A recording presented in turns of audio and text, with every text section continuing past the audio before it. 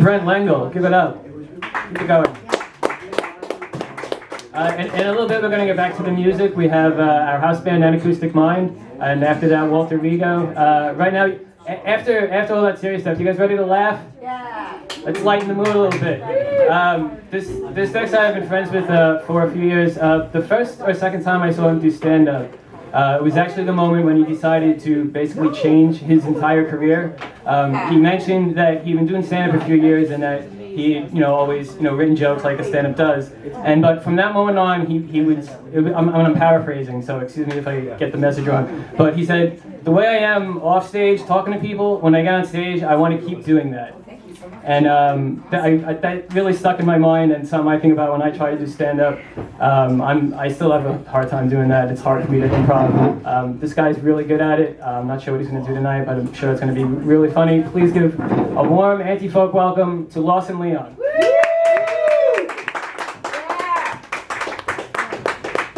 Oh man, that was very nice. Thanks, Rodney. All this stuff Brent was talking about was really fucking interesting. Also, now I feel bad that I cut off his Rikers prison story. I don't know. I gotta be as interesting as that at least now. Man, guys, how are you guys doing? Huh? Yeah. Good? Yeah. It's weird. All that talk about wolves. I wish you had done that last because that was funny. That would led into this easier. All right. It just reminded me. Has anyone seen American Werewolf in London? Yeah, it's a good movie. I saw it recently for the first time, and this is. I've never talked about this on stage, but for those of you who haven't seen it, it's a great movie. It's very tongue-in-cheek, but in one of the first scenes, I'm gonna spoil the first 15 minutes, so it's not too bad. But nothing that's really that bad. But the two protagonists, David and Jack, these two white dudes, right? And they're walking, they have this conversation. They're talking about getting laid, basically. And at one point, David is talking about how Jack just likes this one girl just because he's really attracted to her, but he doesn't think she's interesting. And Jack's like, nah, man, I fucking love her. And then David's like, I don't think you do, man. And it's like, first, and then he goes, yeah, also, I don't think she's gonna choose you. And then Jack says, see, that's the thing. She has no choice. And then they just keep talking and walking like that was okay to say. That's totally allowed. It was weird. So then, alright, I'm basically he just was, even if, alright, best case scenario, he manipulates her a lot into fucking him. Worst case, it's sexual assault, right? That's the worst case scenario for that. So then later, not much later, so I'm not spoiling anything too crazy, but a werewolf shows up and attacks them. And at that point, part of me kind of thought maybe that werewolf was just anti-rape. Maybe that's why the werewolf just knew. He just overheard them earlier and was like, that's not how you treat women, and fucking just jumped on Jack, ate his face. That werewolf is just part of a fucking an anti-rape squad of werewolves. That's their main thing. They like the taste of human flesh, but mostly they're just about feminism. That's their main thing. It's just women have agency. I'm just picturing werewolves and with a fucking with one just teaching the rest of them. All right. Sorry guys, I enjoyed that more than you guys, I think. But it's gonna be all right. It's weird. I'm trying to get into art more, and it's weird that it's hard for me to get into even mainstream movies and television. I think because it just feels like it takes so much time, Also, I do feel who here thinks that TV is better than movies now? Clap if you feel that way. Not so much? Okay. Oh, you guys just don't really give a shit, maybe. I'm not trying to... Yeah? Alright, that's fair. No, I'm gauging you guys, so maybe you guys just don't give a shit either way. Alright, so not a big movie TV crowd, that's fine. As I said, I'm not really either. I've just been trying to do it more. But yeah, it's weird. Yeah, I like the thing that Rodney, I forget that was the second time you saw me. That's pretty crazy.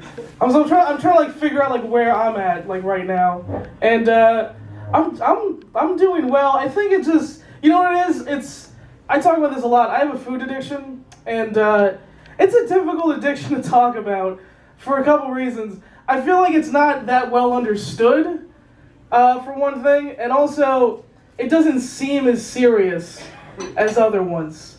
You know, like, because I know this because I was talking to a friend of mine. I know a lot of comedians, so there's a lot of like damaged people that I know, but I don't mean that in a bad way, because I am as well. But he used to be a drug addict, right? And we were trying to like relate to each other, but he was having trouble. He was like, "Man, Lawson, I don't know, man. I don't know food addiction. Let me ask you this: have you ever sucked a dick for a cheeseburger?" And I had to be honest. I was like, you know what? No, I have not ever sucked a dick for a cheeseburger. But also, I live in America, you know? Like, there's dollar menus here. You don't really have to do that, you know? Like, I don't have to suck a dick for a cheese. You're doing something wrong if you're doing that, you know? Like, you could like, panhandle for, like, an hour and be able to get, like, at least 2 McChickens, probably. Like, at least that's... food is like food here, and it's plentiful and cheap sometimes. And, so basically what I told him was, if I lived, like, I don't know... If I was like in a third world country and like a cheeseburger costs like $1,000, I'm not saying I would suck a dick for that cheeseburger, but I would at least make the guy think I'm gonna suck his dick for that cheeseburger, you know?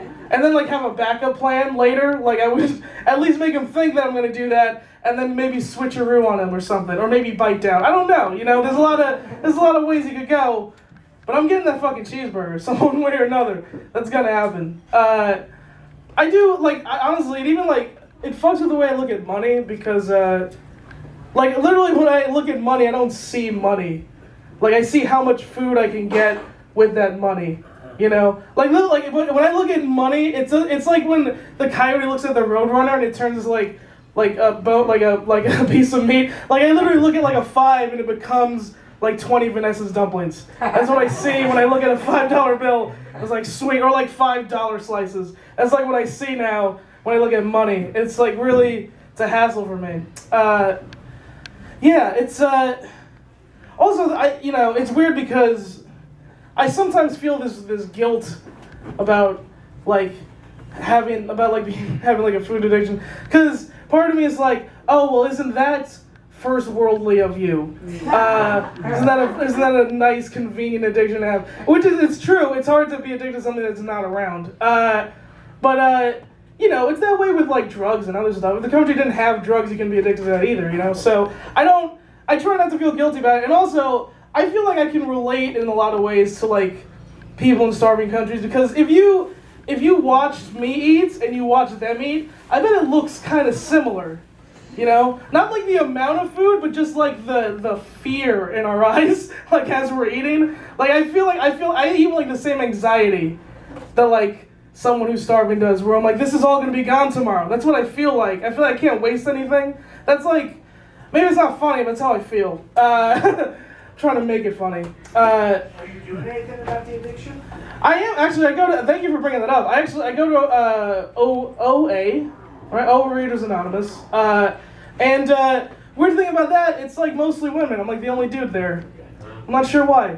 I don't know if it's because, well, I go to this one place. I wonder if I went to more, if it'd be different, you know. Yeah. The thing is, I am, and also I'm kind of not though. You know, it's like I am, but I wish I did more. I guess I would say, because you always wish you would do more, right? Like you always. Anytime you have something that you feel like that's not being taken care of.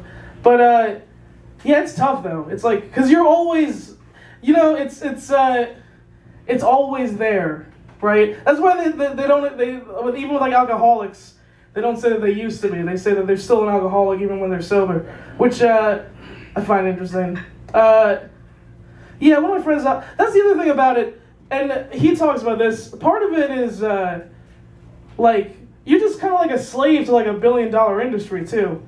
You know, there's so much money invested. Like I'm basically the ultimate consumer for like some places. Like there are probably businesses in my neighborhood that just love the fact like deli owners especially, they are making a killing on me. Because I just support them, just like fucking forever. I feel like this has gotten sad now, guys. I don't know what's happening, but this has gotten really sad. I mean, it's okay if it's like weirdly introspective, but it doesn't have to be sad. Because the truth is, like, my life is pretty kick-ass, but I do have that thing. Also, sometimes, see, it's not even, it's also like kind of like fuck my dad, I guess. There's still some of that in there. There's still a little bit of like, because basically, when I was a kid, I told my I wanted to be like a Major League Baseball player, right? And it became the thing where like my dad, it became like his dream instead of mine. It's like a weird like cliche that you see in Disney movies, but it's also that was true in my life. So in some ways it was like fuck him, kind of. But yeah, also I don't know. There's a lot of things. There's so many things. There's so many things about it. I don't know. It's weird if I switch topics now, right? But I kind of want to. Before you switch topics. Oh yeah. I have to let you know that you have 5 minutes left. Oh, do I? Oh, thanks, man. All right. Yeah, 5 minutes basically. So. Cool. Do you want to pass this thing? I was gonna pass it right around. Sure. Yeah, let's do that. All right. You know what? Let's try to make these last 5 like hilarious. In the meantime. I'm coming around to drop for Lawson. $5 suggested donation. Please get some money ready. Sure. Put your hands together one more time for Lawson Leong. Yeah. Cool. All right. I'm gonna do something. Yeah. Okay. Who here smokes weed? Yeah. Yeah. No people.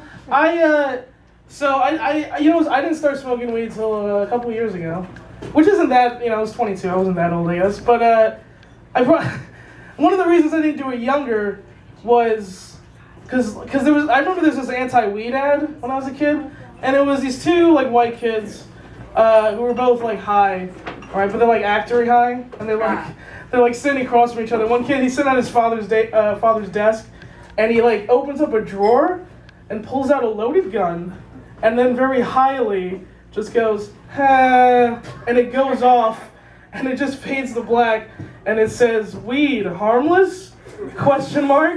Which, as a kid, I was like, wow, that weed is fucking dangerous. That is some dangerous shit. And now as an adult, I look back on it, I'm like, wait, but what did the weed have to do with the loaded gun in the house, though? Why is that not the thing that we're focused on here?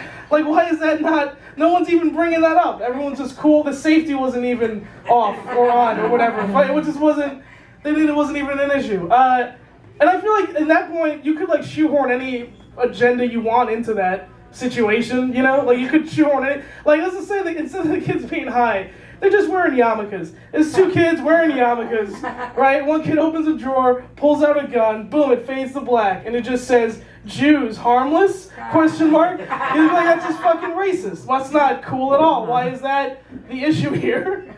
That's not okay. For some reason, for weed it is. Well, okay, yeah. Now before I leave, I definitely want to. I want to talk. But you know what? I got like 3 minutes. We can end racism. You guys want to do that? Yeah. I can do my damnedest.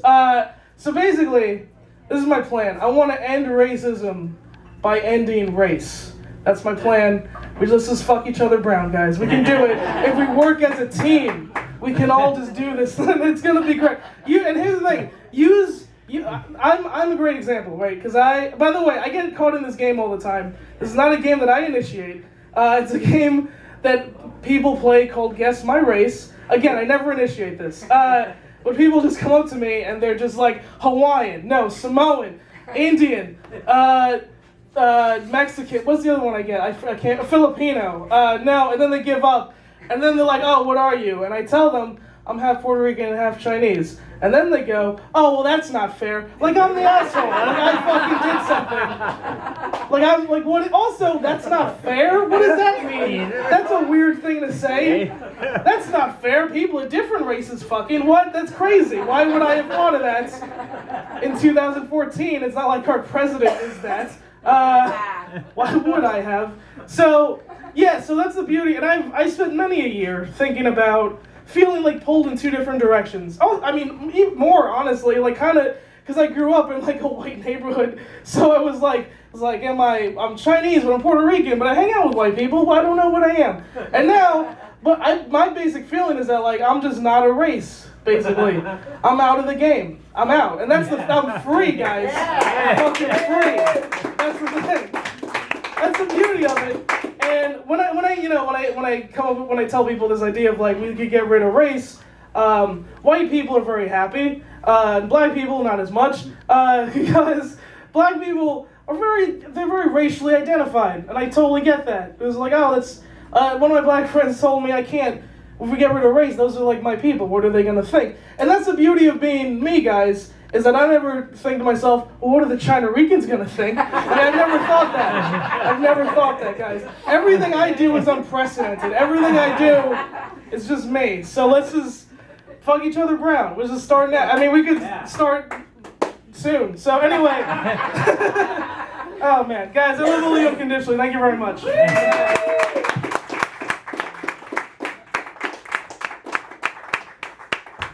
Lawson Leong.